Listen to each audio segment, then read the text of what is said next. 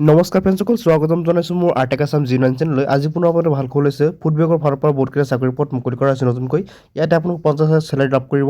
যদি আপুনি 10 পাছ 12 পাছ কৰিছে ইয়াতে এপ্লাই কৰিব পাৰিব। আপোনাৰ কোনো ইয়াতে এক্সাম দিব নালাগে, যাতে আপুনি ডকুমেণ্ট ভেৰিফিকেশ্যন হ'ব। যদি আপুনি এপ্লাই কৰিব বুলি ভাবি আছে তো ভিডিঅ'টো আপুনি সেয়ালৈ চাই থাকিব। বলক ভিডিঅ'খনলৈ আগবাঢ়ো।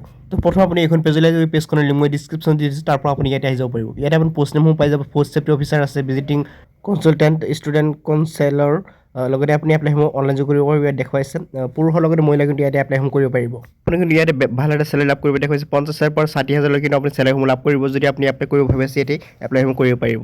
ইয়াতে এপ্লিকেশ্যন ফিজটো আপুনি দেখুৱাইছে। ফৰ জেনেৰেল অ' বি চিৰ কাৰণে 500 টকা ফিজ দিব লাগিব। ফৰ SC ST কাৰণে 300 টকা ফিজ পে'মেণ্ট কৰিব লাগিব। লগতে এইটো আপুনি অনলাইন যোগে দিব লাগিব। এনি গ্ৰেজুৱেট পাছ কৰা কৰিলে ইয়াতে এপ্লাই কৰিব পাৰিব। ইয়াত চিলেকশ্যন প্ৰচেছ হৈছে ইণ্টাৰভিউৰ জৰিয়তে আপোনাৰ চিলেকশ্যন কৰা হ'ব, লগত ডকুমেণ্ট ভেৰিফিকেশ্যন হ'ব। তো ইয়াত কোনো ধৰণৰ এক্সাম দিব নালাগে। আপোনাৰ ডকুমেণ্ট কি লাগিব ইয়াত পাই যাব। আপোনালোকে আধাৰ কাৰ্ড লাগিব, আপুনি 10 পাছ যিটো চাৰ্টিফিকেট আছে সেইটো লাগিব, ইমেইল ID লাগিব, পাছপোৰ্ট চাইজ ফটো লাগিব, ছিগনেচাৰ, কাষ্ট চাৰ্টিফিকেট আৰু লগতে এছ-প্ৰুফ থাকিলেই আপুনি পাই যাব। কিন্তু যদি এছ-প্ৰুফ আপোনালোকৰ আছে, যে ধৰক আপোনালোকৰ আধাৰ কাৰ্ড পান কাৰ্ড থাকিলেই আপোনালোকে পাই যাব। ইয়াতে লাষ্ট ডেট দেখুৱাইছে আপোনাৰ 10 ডিচেম্বৰলৈ কিন্তু আপুনি এপ্লাইসমূহ কৰিব পাৰিব। ইয়াতে কিন্তু টাইম কিন্তু কম আছে, তো আপুনি এতিয়া এপ্লাইসমূহ কৰিব পাৰিব।